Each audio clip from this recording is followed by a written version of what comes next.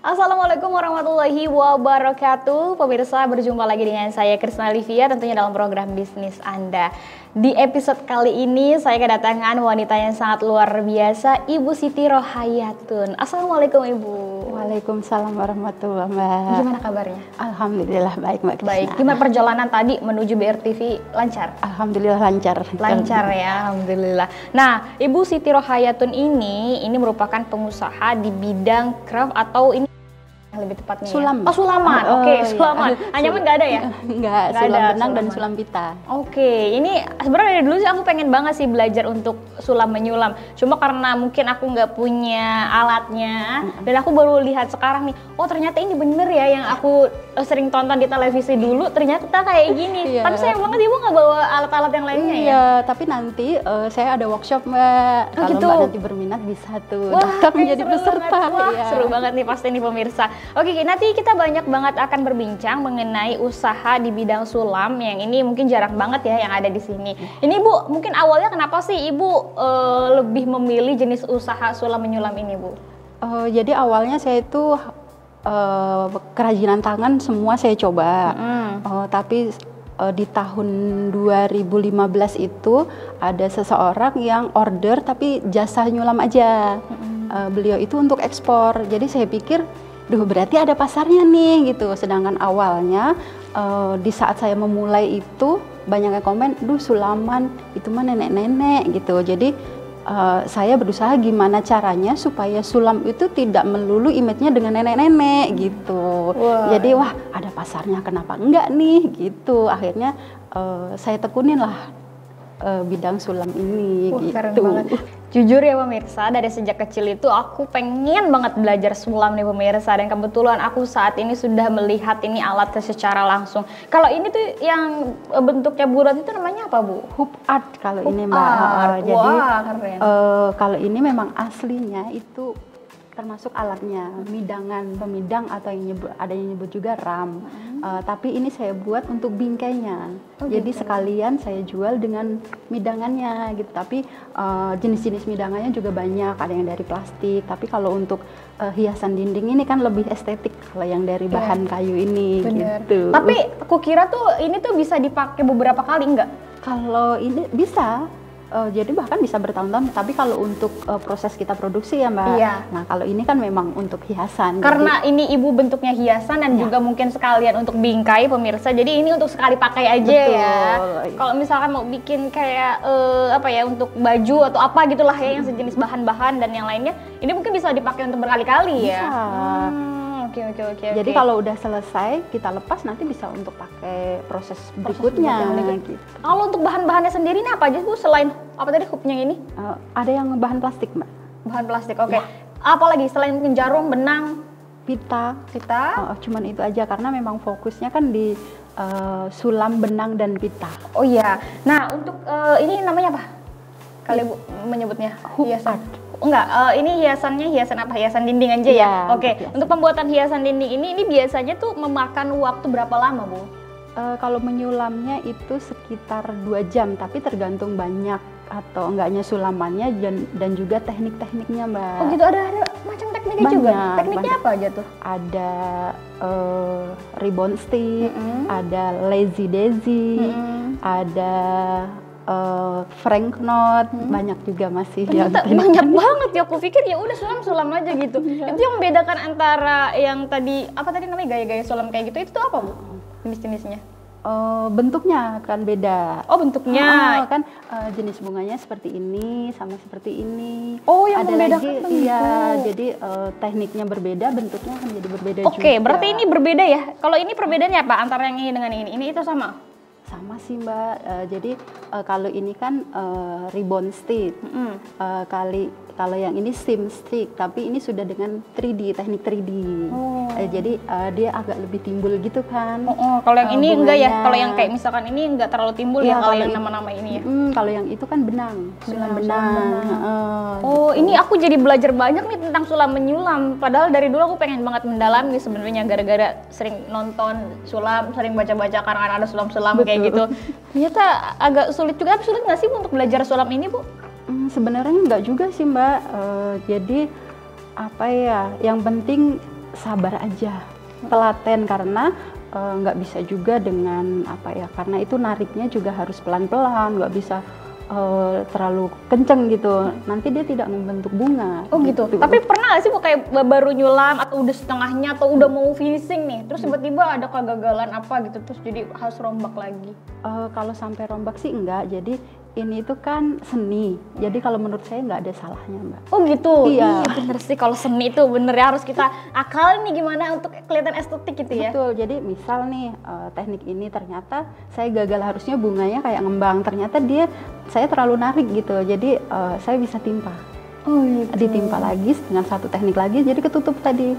Jadi misal nanti sudah jadi produk, Mbak nggak akan tahu bahwa di balik itu tadi ada teknik gagal. Aduh, ini kalau ngomongin tentang seni kayaknya seru banget sih. Tapi ini untuk brandingnya sendiri, ini nama brandnya apa? Brand saya itu Xerocraft. Wah, ini namanya apa? Kok aku pikir nih ya, dari Ibu bilang Xerocraft itu apakah dari segi bahannya itu menggunakan bahan apa gitu atau apa, Bu? Enggak sih, jadi itu singkatan nama saya. Nama saya itu Siti Rohayatun. Gitu. Ya ampun, lucu banget. Dari nama singkatan Siti Rohayatun terus jadi nama brand ya. Iya. Nah, selain itu mungkin ada inspirasi lain kenapa Ibu mengambil nama Xero ini? Karena dulu saya pernah kerja di suatu tempat mall, termasuk mall terbesar di Indonesia, ada brand Xero, tapi di kelas yang berbeda, aksesoris gitu ya. Itu penjualannya luar biasa. Jadi waktu saya membuka usaha ini, saya brand apa ya? Jadi ingat, siapa tahu nanti rezekinya juga seperti Xero yang itu. Wah, gitu. luar biasa banget. Dan ini namanya sama juga lagi ya. Kalau misalkan bisa dibedah tuh nama Ibu sama juga, Xero juga, Siti Rohayatun. Nah, ini pemirsa jenis craftnya ini banyak banget pemirsa, nggak cuma satu hiasan dinding, ada sepatu, ada topi, ada tempat tisu, ada bahkan ini aku yang bikin dari tadi lihat-lihat terus di bros Ibu pakai. Iya, betul, ini juga handmade sendiri. Handmade itu kok bisa, Bu? Sekecil itu bisa juga ya? Iya, bisa. Ya itu tantangan tersendiri, Mbak. Jadi ada peserta workshop saya, biasanya kalau lihat dari foto dipikirnya kan besar gitu. Pas datang, oh ternyata kok imut sekali ya, Mbak gitu. Nah, di situ tantangannya juga itu dengan media sekecil ini, cuman kurang lebih kan kalau ini tuh selebar kuku jempol saya. Iya. Jadi bagaimana caranya dengan media yang sekecil ini bisa tetap dapat desain saya itu hidup seperti itu loh, Mbak. Itu kalau lebih susah tuh lebih susah dari objek yang kecil seperti itu atau yang lebih besar, Bu? Yang kecil, Mbak, pasti. Kalau boleh tahu harga dari bros yang Ibu pakai itu berapa kalau diperjualbelikan? Ini saya jual 80.000. 80.000 karena memang teknik pembuatannya sulit ya. Dibanding yang mungkin ini agak besar ya, agak besar. Betul. Kalau yang besar itu bisa 60.000. Wah, gitu ya. Tapi ini yang agak besar nih pemirsa, aku lihat ini lucu banget pemirsa loh. Karena ini bisa dipakai juga untuk kalung juga ya. Ya, 2 in 1 itu bisa kalung, bisa bros. Wah, keren banget sih. Nanti kita akan lihat coba satu-satu ya pemirsa. Cuma mungkin ini aku lebih banyak banget bertanya. Mungkin yang ini yang spesial dari Xerocraft ini apa, Bu?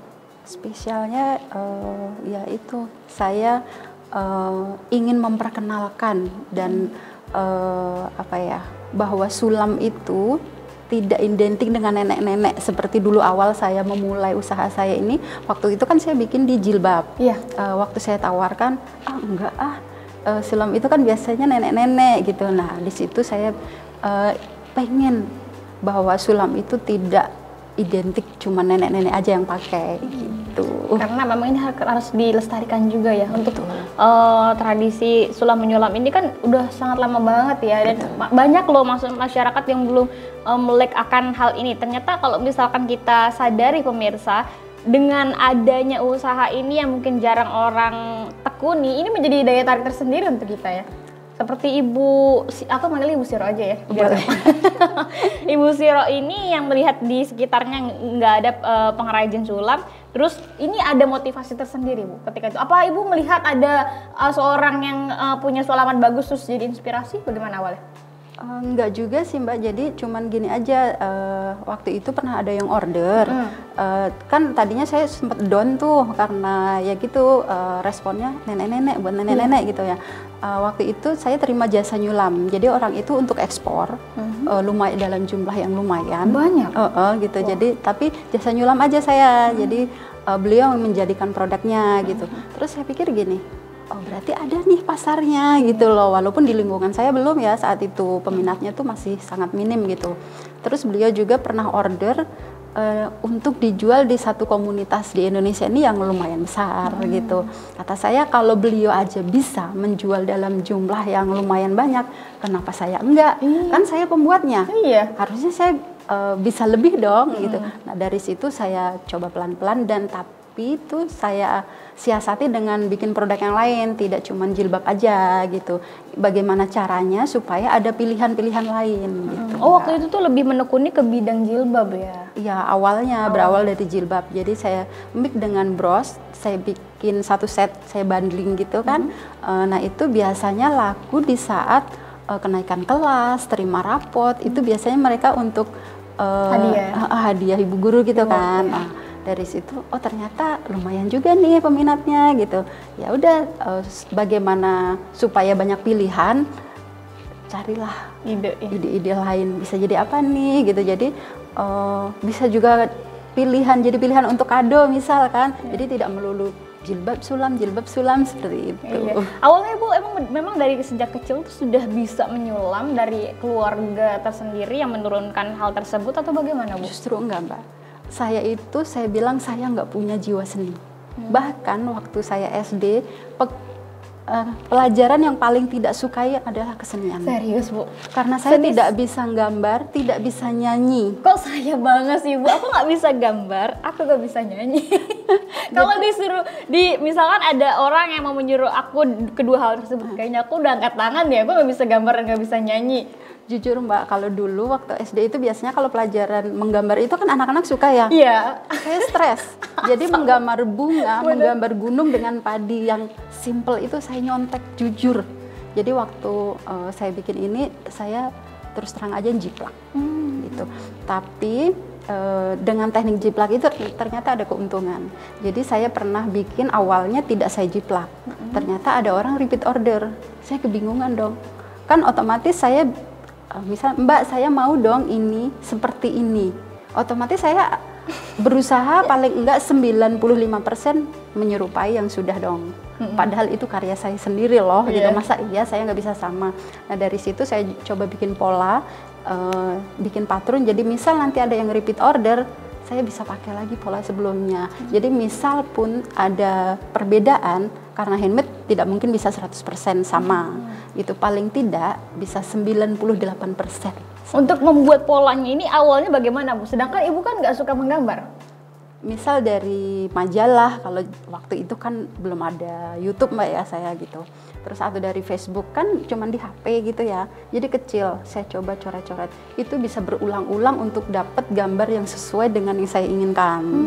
Kayak gitu. Oh ini seru banget sih pembahasan. Aku satu segmen aja kayaknya nggak puas nih untuk jawaban-jawaban Ibu nih. Pemirsa, nanti kita akan lanjutkan lagi perbincangan kita karena berhubungan dengan durasi ya Bu. Ini kayaknya masih banyak banget yang ingin aku tanyakan sama Ibu. Kita jeda dulu, setelah jeda berikut ini kita akan kembali lagi tetap di Bisnis Anda. Baik, terima kasih pemirsa, Anda masih menyaksikan Bisnis Anda, tentunya masih bersama dengan saya, Krisna Livia. Oke, tadi kita sempat membahas juga nih mengenai pola ataupun gambar yang mungkin dari awalnya Ibu Ziro ini ternyata nggak bisa menggambar loh pemirsa, sama seperti saya. Namun ini bisa disiasati dengan hal-hal yang lain dan juga ternyata akhirnya malah ini menjadi sebuah seni yang sangat menjual. Ini tentunya menjadi sebuah inspirasi nih untuk para pemirsa di rumah yang mungkin nggak suka sama satu hal, tapi kalau misalkan kita siasati malah kadang kita malah suka dengan hal tersebut ya. Mungkin kita ini balik lagi ke produk yang mungkin Ibu jual. Untuk para konsumen yang sering banget beli, ini Ibu biasanya yang mereka beli itu yang apa Bu, jenis apa Bu? Sementara ini yang paling banyak itu tote bag sama bros. Oh, tote bag cukup banyak yang beli? Banyak. Itu biasanya berkisaran dengan harga berapa Bu? 100 sampai 150.000. Oh iya, itu estetik banget sih kalau di bawah ya. Ada sih Mbak sebenarnya contohnya. Oh ya, nanti mungkin aku bisa lihat di luar sana ya. Siap. Ini yang jadi pusat perhatian aku juga nih, sepatu loh. Ini sepatu pemirsa, sepatu ternyata bisa dikarya seperti ini nih, luar biasa keren banget. Ini bisa bikin waktu buat ini tuh bisa memakan waktu berapa lama, Bu? Kalau untuk sepatu agak lama karena kan banyak dan itu full benang. Karena kalau sulam benang itu prosesnya lebih panjang karena dibandingkan dengan yang sulam pita. Jadi kalau misal satu daun sulam benang itu bisa menggunakan sampai 10 atau 15 tusukan. Sedangkan untuk satu daun sulam pita cukup 2 tusukan. Bedanya gitu ya? Ya. Oh ya, karena Jadi, mungkin si pita ini bisa terbantu dengan pitanya ya? betul, jadi satu daun cukup 2 tusukan sudah jadi satu daun. Iya. Sedangkan benang harus berulang-ulang untuk dapat membentuk satu daun. Dan daunnya juga kecil banget ya, nggak sebesar pita. Karena pita lebih simple dibanding sulam ini. Kenapa ini menjadikan ini mahal? Dan BTW ini harganya berapa, Bu? Itu saya jual 200.000, Mbak. 200.000 rupiah. Memang seni itu mahal ya? Karena dari tekniknya aja susah. Kalau untuk pembuatan sepatu sendiri ini apakah sepatunya dulu yang sudah jadi atau sulamnya dulu, Bu? Kalau untuk sepatu disulam dulu karena nanti kan kita akan pakai, jadi akan bersentuhan dengan badan kita, bagian tubuh kita. Jadi harus disulam dulu, nanti kan di inner. Baru saya kerjasama dengan yang pembuat sepatu, baru dijadikan sepatu supaya simpul-simpulnya tadi nanti tertutup. Simpul-simpul ikatan benang di dalamnya gitu. Jadi nanti nggak ngenain kulit kita gitu, Mbak. Jadi tetap nyaman. Iya benar sih, nggak gesek-gesek di kulit kita, terus biar bisa bikin nyaman. Kalau untuk pembuatan ini kan banyak banget ya jenis sulaman-sulaman yang ada di pasar. Mungkin di rumah Ibu lebih banyak lagi ya. Iya. Itu apakah Ibu mengerjakan sendiri atau ada orang lain juga yang ikut? Sementara ini kalau untuk menyulamnya saya masih sendiri, tapi ada teman yang mensupport saya, teman yang punya hobi yang sama. Cuman beliau tidak bisa fokus karena alasan keluarga dan lain sebagainya. Jadi paling mengcover misal tolong dong buatin karena saya orderan lagi banyak gitu. Tapi bisa dibilang masih saya mengerjakan sendiri karena terkendala juga Mbak. Saya dari peserta sulam workshop saya itu saya minta tolong, ternyata hasilnya belum bisa diterima oleh customer saya. Karena hermit kan walaupun polanya sama, hasilnya itu berbeda Mbak. Pernah juga yang bikin pola, bikin gambar di bahannya, di kainnya itu saya, terus saya minta tolong disulamin orang, hasilnya tetap beda Mbak. Gitu. Ya. Karena memang perlu jam terbang juga ya. Betul. Dalam itu sangat mempengaruhi. Untuk belajar dari sulam menyulam ini biasanya memakan waktu berapa lama sih Bu untuk bisa menjadi bisa dikatakan bagus lah ya sulamannya? Kalau itu tergantung juga dari dari seni kita ya gitu. Jadi ada orang yang beliau sudah bisa menyulam, misal udah dijalaninya 1 tahun misal gitu. Tapi ada juga yang kalau menurut saya hasilnya kurang halus gitu. Ada juga yang bisa mungkin dibilang seperti bakat atau anugerah sih kalau otodidak juga ya. Gitu. Saya bilang mungkin anugerah juga, memang walaupun baru tapi ternyata hasilnya sudah bisa dibilang bagus. Gitu. Kalau Ibu termasuknya apa tuh? Dulu pernah ikut pelatihan juga kah? Awalnya itu pelatihan, tapi waktu itu kan masih kerja, jadi iseng Mbak sebenarnya, cuman memanfaatkan ada pelatihan dari tempat suami kerja. Itu pun sebenarnya itu pelatihan dalam seminggu 3 hari. Saya karena masih kerja nggak bisa, cuman bisa sehari, kata yang mentor di sini, nggak apa-apa deh ikut sehari aja di hari Sabtu gitu, mungkin libur. Nggak bisa karena Sabtu saya juga masih kerja paginya, jadi saya teman-teman ikut seminggu 3 kali, 3 hari, saya cuman ikut dalam seminggu itu 3 jam. Dan alhamdulillahnya nggak ketinggalan. Makanya dulu saya heran, Bang bilang gini, mungkin dulunya pernah lihat, pernah belajar enggak. Jadi basicnya pun saya dari keluarga itu nggak ada yang di craft atau seni atau gimana. Makanya waktu saya menemukan komunitas craft juga, saya suka tanya, kok asal kamu cakep sih, misal rajut atau apa gitu. Iya, aku baru, tapi dulu waktu aku SMP, SMA pernah belajar, nenekku suka merajut. Ya enak dong kamu, paling nggak dari keluarga itu sudah pernah melihat gitu loh Mbak. Kalau saya benar-benar nggak, makanya saat ini tuh saya bersyukur banget, nggak dengan kursus, bisa dibilang dengan otodidak, apalagi sekarang juga terbantu dengan ada YouTube ya, jadi lebih enak juga gitu. merasa bersyukur banget, anugerah banget gitu ya, maksudnya kadang tuh kok ternyata saya bisa loh gitu.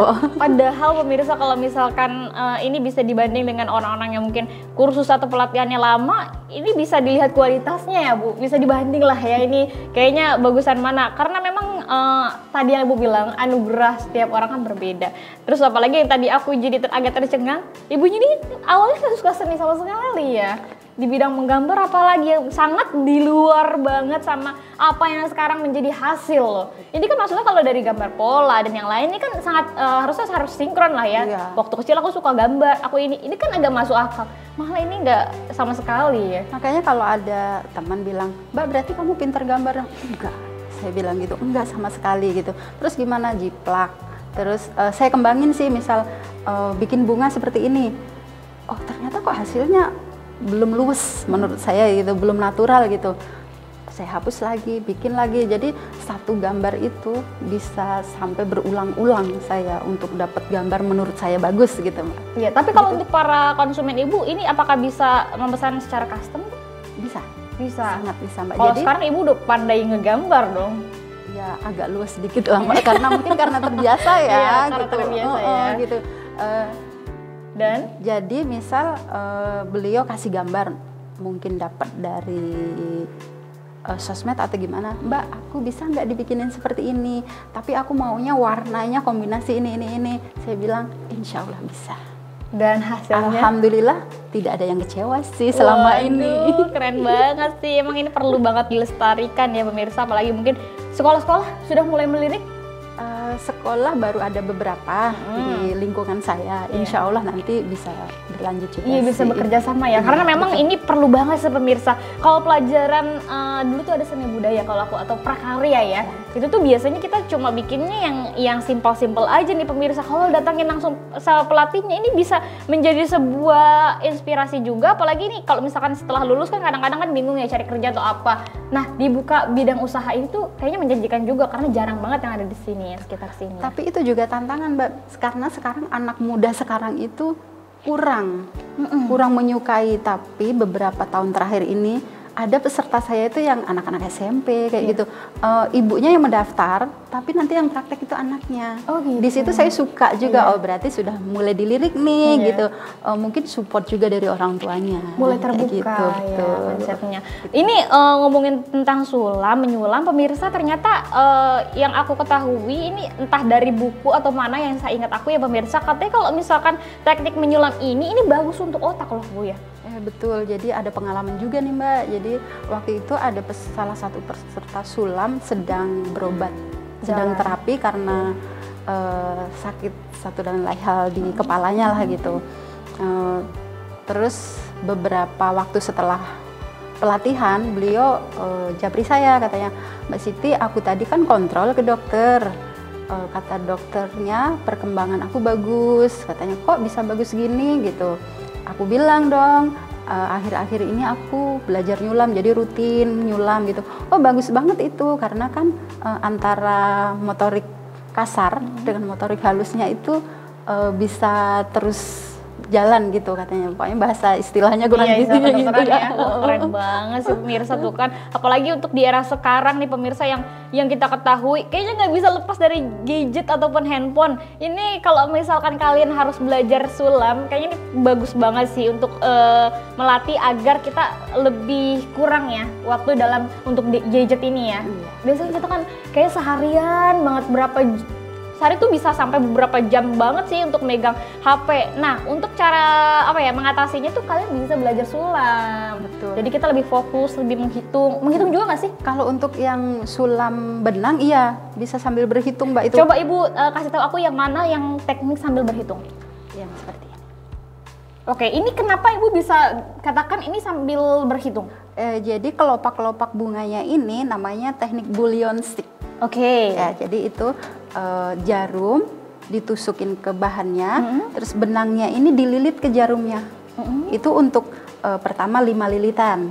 Jadi kita sambil kerja kan otomatis otak kita berhitung, walaupun dalam hati gitu ya, kita kan 1, 2, 3, 4, 5, dapat 1 kelopak. Nanti untuk kelopak berikutnya supaya lebih panjang, lebih besar kelopaknya, naik menjadi 10 lilitan. Terus dan ini kan banyak lilitan, otomatis anggaplah 10 kali misal 12 kelopak kali 12 berarti 10 kali 12 itu baru dapat 1 kuntum bunga. Nah, untuk ini kan ada 3 bunga. Wah, sudah terus aja. 120 dikali 3. Wah, iya ini benar-benar jadi ajang untuk bisa kita menghitung lebih banyak dan juga lebih konsentrasi ya. Betul, gitu. Kalau teman-teman yang mungkin sering banget ngerasain galau, kayaknya harus banget belajar nyulam nih. Tapi kita ini balik lagi ke penjualan, boleh disimpan lagi Bu. Untuk penjualan sendiri ini ketika pandemi kemarin yang kita ketahui ini, aduh sangat banyak banget yang bermasalah ya mengenai penjualan. Mungkin ada sebagian yang meroket ketika masa pandemi, ada juga yang menurun ketika masa pandemi. Ibu termasuk yang mana Bu? Alhamdulillah yang meroket Mbak. Oh serius? Itu kenapa bisa meroket? Jadi saat itu saya belum bisa menjahit. Kan saat pandemi masker itu menjadi kebutuhan utamanya Mbak. Maskernya ada yang sulam juga? Ya, jadi itu ceritanya gini, banyak nih teman-teman ada yang jual masker, butuh masker gitu. Saya jahit nggak bisa, terus banyak tawaran bikin masker gitu kan. Duh, kenapa nggak saya coba ya? Kan waktu itu bazar dan WS offline saya otomatis nggak bisa kan Mbak. Padahal ada beberapa WS juga sudah deal tadinya, akhirnya di cancel. Terus saya coba dong bikin masker dengan sulam gitu. Tadi masih saya jahit manual pakai tangan. Saya share ke grup, ternyata responnya bagus. Bahkan ada Mbak, aku boleh nggak jadi reseller? Aduh, ini mah anugerah banget gitu kan, rezeki gitu ya.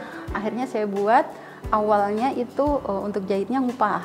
Ternyata karena saat itu order masker itu mungkin bludak ya, susah saya untuk nyari penjahit dengan harga yang cocok juga gitu.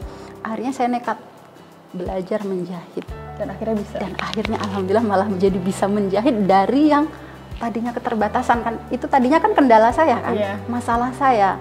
Jadi sekarang saya untuk produk-produk misal tempat tisu itu saya juga jahit sendiri gitu. Jadi dan waktu itu penjualan masker saya bisa dibilang alhamdulillah luar biasa gitu. Karena juga ada reseller kan, beberapa reseller. Oh gitu. Mantap banget sih ini pemirsa, ini bisa menjadi sebuah ladang usaha dikala mungkin kita udah mentok banget ya sama satu keadaan. Kadang memang Allah tuh ngasih jalan nih dengan jalan-jalan yang lainnya. Dan mungkin Ibu ini bisa dijelaskan juga sih Bu untuk segi sulam ini perlu bahannya apa aja? Kalau bahan hampir semua bahan bisa. Paling yang nggak bisa itu yang terlalu tipis sama yang melar nggak, seperti bahan kaos yang melar karena prosesnya nanti kan pakai midangan, kita tarik supaya rapi gitu.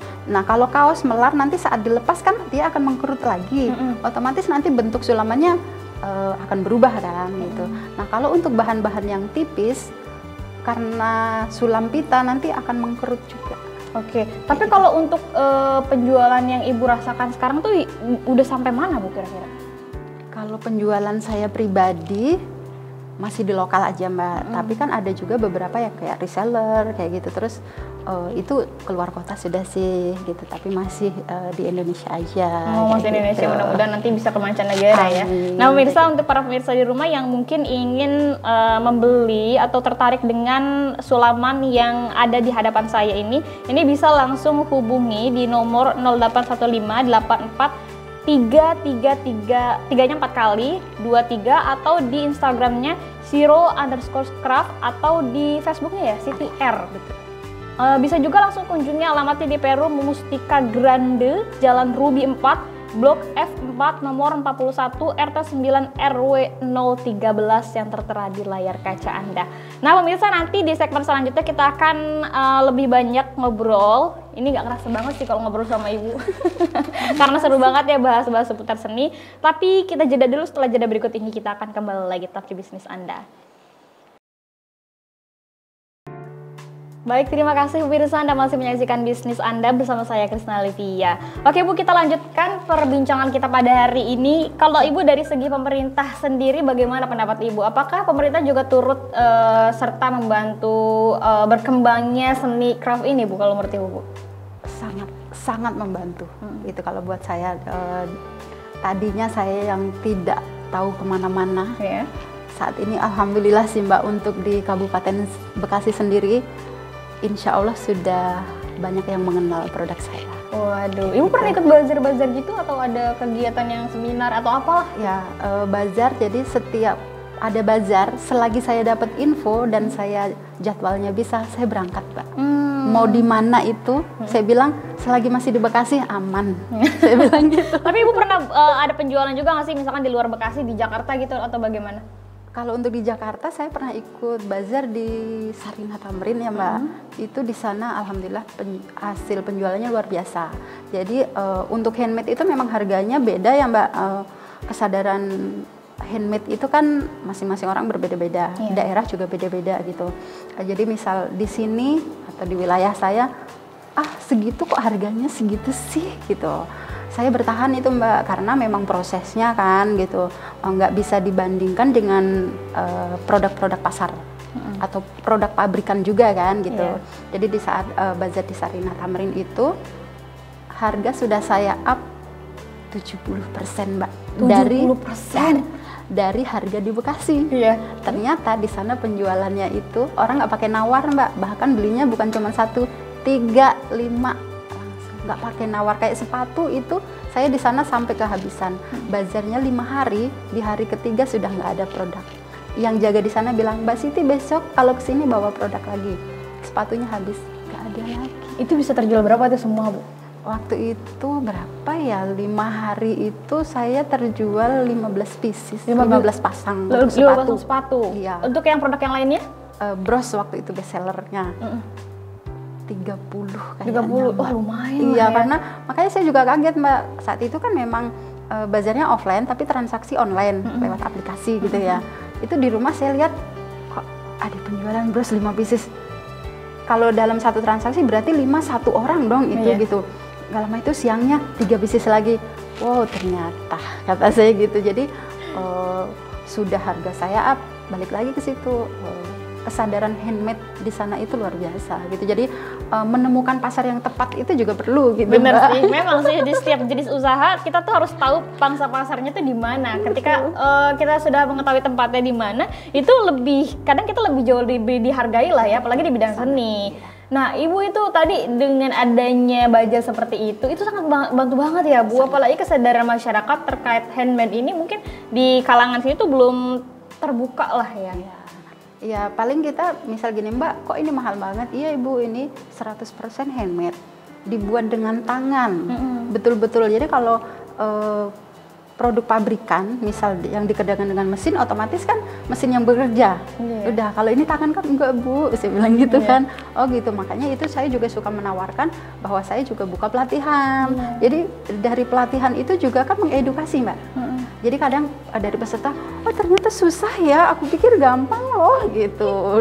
Dari situ kadang, oke deh nanti kalau aku beli nggak pakai nawar lagi, ada yang begitu juga. Itu terbuka ya kesadarannya ya. Jadi pelan-pelan lah Mbak gitu. Untuk dari segi Xerocraft ini apakah Ibu membuka reseller juga Bu? Reseller boleh gitu ya, tapi itu tadi Mbak, ada catatan ya? Iya, saya nggak mengerjakannya itu, saya butuh waktu karena kadang-kadang saya juga sudah ada order gitu. Jadi kalau sabar monggo gitu. Dan harus ini pre-order terlebih dahulu ya. Minimal tuh berapa hari sebelum pesanan ready? Komunikasi yang penting Mbak. Jadi misal saya sudah ada order yang sebelumnya, kan saya harus perhitungkan, harus saya selesaiin dulu order yang ini, nanti oh ternyata saya bisa 1 minggu ya, saya bilang gitu. Jadi kesepakatan aja. Oh gitu. Iya, karena memang pengerjaan itu lumayan lama banget pemirsa, dan kita tuh harus bener-bener fokus banget ya. Belum lagi Ibu kan sebagai seorang ibu rumah tangga juga yang harus memperhatikan keluarga terutama ya. Dan ini aku ingin tanya nih, untuk keluarga sendiri, ini dukungan keluarga bagaimana Bu? Alhamdulillah support banget gitu. Jadi walaupun istilahnya suami yang paling dekat gitu ya, yang support pertama gitu. Kadang ngomel-ngomel, kamu memang nggak capek gini-gini tidur sampai malam gitu ya. Tapi dia suka bilang, terserah, yang penting kamu suka gitu. Kamu enjoy, suka-suka kamu deh gitu kan gitu. Terus misal saya lembur, jadi misal sudah jam 11 atau apa gitu, dia suka gini, Papa nggak bisa bantuin apa-apa, Papa cuma bisa bantuinnya bikin teh manis. Sudah so sweet itu Mbak. So sweet banget sih itu. Ini untuk hal kecil seperti itu memang dibutuhkan banget ya waktu itu ya. Nggak perlu yang besar-besar kayak bantu-bantuin, ini kan kayaknya agak sulit lah ya. Betul. Coba dibikinin teh manis aja ini luar sudah biasa. gitu. So Dan sweet terus banget. izin-izin misal saya bazar kayak gitu kan, misal jauh dari tempat tinggal saya gitu ke Cikarang dari Setu gitu ya Mbak ya. Itu dia dengan perlu diantar, enggak, saya tuh bisa dibilang toilet mandiri ya Mbak ya, lebih suka kemana-mana sendiri gitu. Jadi dengan dia paling ikut menyiapkan apa yang mau saya bawa, itu kan sudah support juga buat saya. Iya, anugerah luar biasa ya, memiliki suami yang benar-benar support dengan apa yang kita geluti saat ini ya. Tapi untuk belakangan ini mungkin Ibu kan ini ya udah agak lumayan lama juga lah ya, udah ada hitungan tahunnya lah ya menekuni di bidang ini. Ada nggak sih Bu pernah menemui namanya itu hujatan dari masyarakat atau kritikan dari masyarakat? Kalau hujatan sih enggak juga sih Mbak, alhamdulillah ya gitu.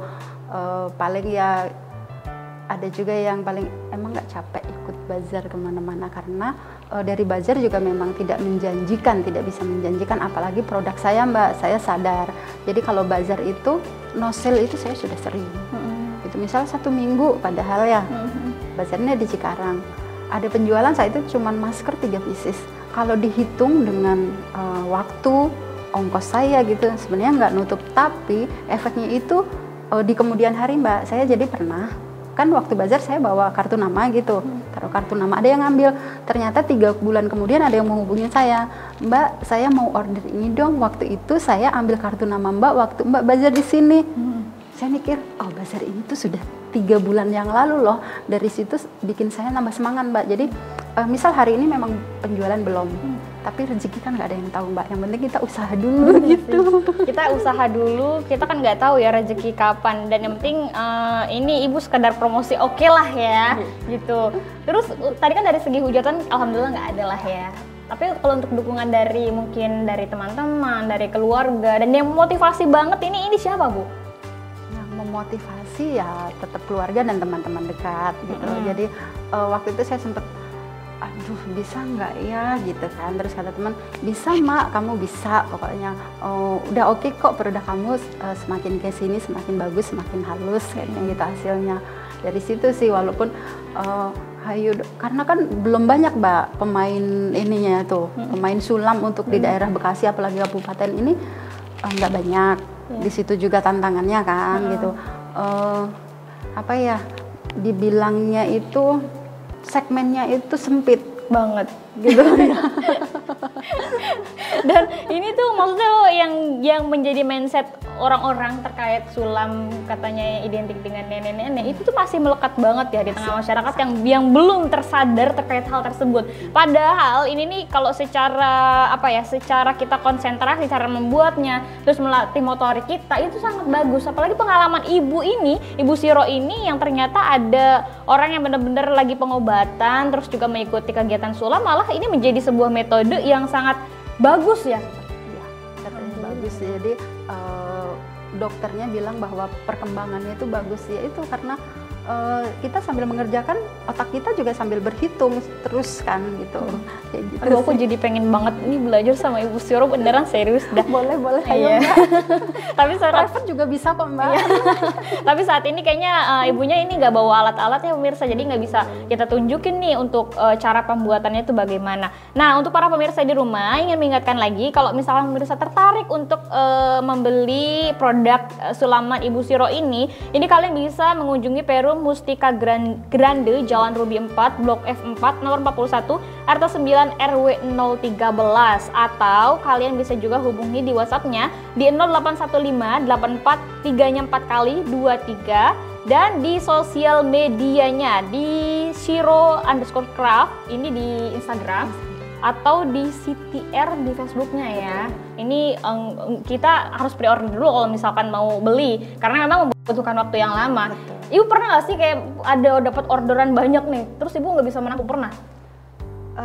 Saya minta waktu aja, kalau sampai nggak bisa sih belum Mbak gitu. Paling misal waktu itu ada tote bag 50 pieces, 1 bulan harus selesai. Sedangkan saya itu Untuk satu tote bag itu normal sebenarnya pengerjaannya itu 2-3 hari. Akhirnya saya kejar kalau 50 pieces 1 bulan harus selesai, berarti 1 hari paling enggak 1 atau 2 gitu. Terus minta bantuan teman, ternyata teman ini juga kemampuan kan beda-beda Mbak ya. Ada yang menyulamnya bisa cepat, ada yang lambat. Istilahnya saya 1 hari bisa 1, teman 1 bisa 5 hari baru selesai kayak gitu. Nah kendalanya di situ juga saya Mbak. Gitu. Jadi ya udah paling apa ya, saya bilang nggak bisa.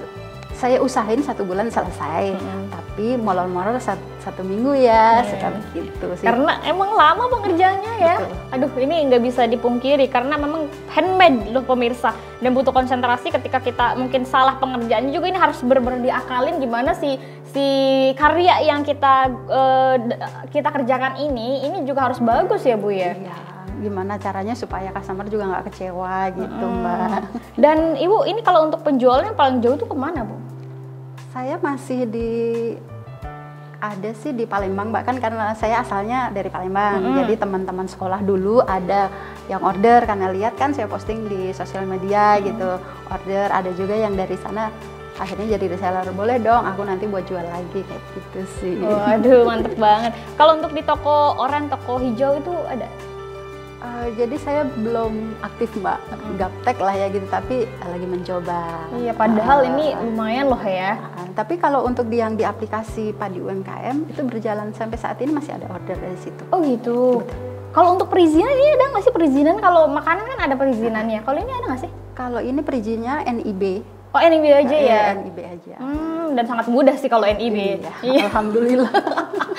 Gak perlu kayak sulit-sulit mengerjakan yang lainnya karena NIB itu cuma bentar aja udah dapat perizinannya. Paling berikutnya ini saya untuk hakinya aja gitu. Yang sedang proses itu. Kalau itu on processing ya, nggak perlu halal dan yang lainnya kan ya, karena ini bentuk itu craft ataupun kesenian. Nah Ibu untuk sejauh ini mungkin dari bantuan dari pemerintah, apakah Ibu merasakan juga misalkan pemerintah bantu dikasih medianya atau apa gitu? Apa cuma karena platform itu aja sementara ini belum, tapi supportnya sudah luar biasa. Kayak pelatihan juga gitu kan, itu membantu saya juga Mbak. Kayak haki itu kan juga difasilitasin oleh pemerintah kan. Iya lumayan sih kalau dari pemerintah ya, berarti sangat membantu sekali ya. Gitu. Jadi alhamdulillah support juga pemerintah untuk saya gitu. Iya. Terus kalau misalkan ada entah itu dari sekolah, entah itu dari perguruan tinggi, entah itu dari mahasiswa yang ingin belajar langsung ke Ibu atau mendatangkan ke Ibu, ini boleh?